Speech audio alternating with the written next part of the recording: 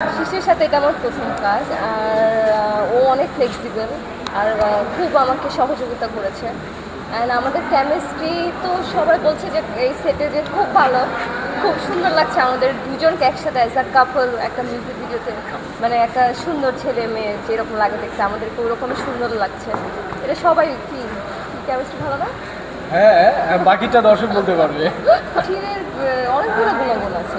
ও খুব friendly, handsome, and বাংলাদেশে একটা নায়ক হতে যা যা লাগে, বাংলাদেশে না মানে নর্মাল একটা নায়ক হতে যা যা লাগে, লম্বা চওড়া, হ্যান্ডসাম অ্যান্ড খুব ফ্রেন্ডলি, কোনো ভাব নেই, সহযোগিতা করে কো আর্টিস্টকে। এই জিনিসগুলো তো আমার কাছে মনে হয় একটা মানে আমি ওর সাথে কাজ করে আমি নিজে খুব ফ্লেক্সিবল, মানে আমার কাছে মনে হয়নি যে আমি প্রথম কাজ করেছি, মনে হয়েছে যে ও আমার সেই আগের অনেক আগের ফ্রেন্ড, কাজ করছি বা কন্টিনিউ মনে হয় আমরা অনেকগুলো কাজ করেছি, এরকম আমার কাছে আমার মনে হয়েছে।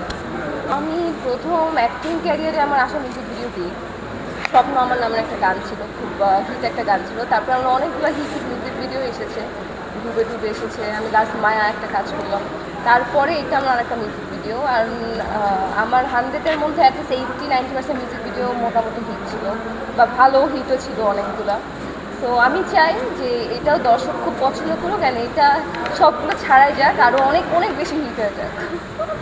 অনেক গরম, হঠাৎ করে গরমটা পড়েছে, আসলে এই মানে ফিলটাই করতে পারি না যে গরম পড়বে, চিন্তা করার আগে গরম পড়েছে হঠাৎ করে।